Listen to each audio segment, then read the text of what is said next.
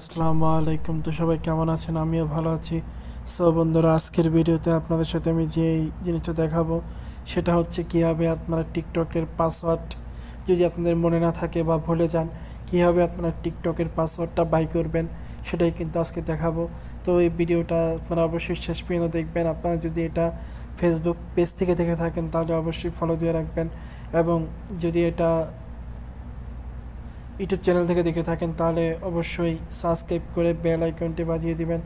So এখন আসি কীভাবে আপনারা টিকটকের যে পাসওয়ার্ড সেটা কীভাবে বাহির করবেন সেটাই আপনাদের দেখাবো। তো সেটা করার জন্য আপনাদের সরাসরি মোবাইলে চলে আসতে হবে। মোবাইলে আসার পর এখান থেকে আপনারা খুঁজে বের করবেন আপনার মোবাইলে যে সেটিং অপশন, এই সেটিং অপশনটা খুঁজে বের করবেন। খুঁজে পেয়ে গেলে এরপর নিচে চলে আসবেন।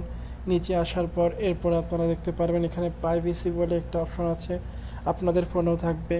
এই প্রাইভেসি অপশনে ক্লিক করে দিবেন। এরপর নিচে চলে আসবেন। এরপরে অ্যাডভান্স বলে একটা অপশন পাবেন। এরপরে অটোফিল সার্ভিস ফ্রম গুগল বলে একটা অপশন পাবেন।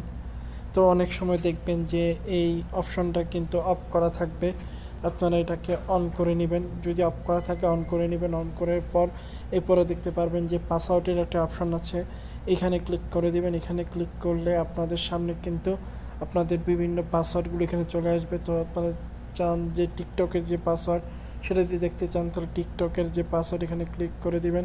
এখানে ক্লিক করে দিয়ে আপনার ফিঙ্গারপ্রিন্ট দিবেন, এবং ফিঙ্গারপ্রিন্ট দিয়ে আপনারা কিন্তু দেখতে পারবেন যে আপনার এখানে আপনাদের টিকটকের যে পাসওয়ার্ডটা সেটা কিন্তু এখানে শো করবে। এবং এইভাবে চাইলে কিন্তু আপনারা এখান থেকে এটাকে ডিলিট করতে পারেন অথবা এডিটও করতে পারেন আপনার মনের ইচ্ছা মতো করে। টিকটকের পাসওয়ার্ডটা চাইলে কিন্তু আপনারা ডিলিট এবং এডিট করতে পারবেন। তো এই ছিল আজকের ভিডিওটি কেমন লাগলো অবশ্যই জানাবেন, এবং ভিডিওটি অবশ্যই শেয়ার করে দিবেন। তো সবাই ভালো থাকবেন। আল্লাহ হাফেজ।